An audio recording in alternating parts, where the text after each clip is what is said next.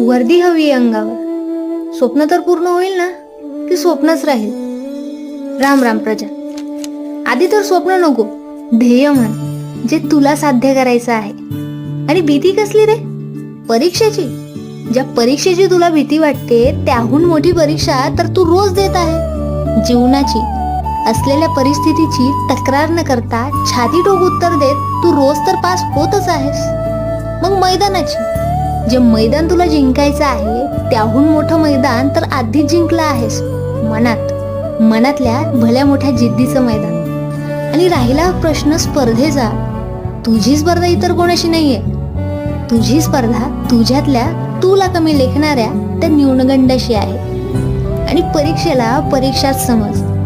तुझ्यातल्या आगेपेक्षा नक्कीच मोठी नाहीये कुठली परीक्षा. बाकी आव्हानांनी धारेवर धरलं असेल तर तूही तेज हो. शेवटी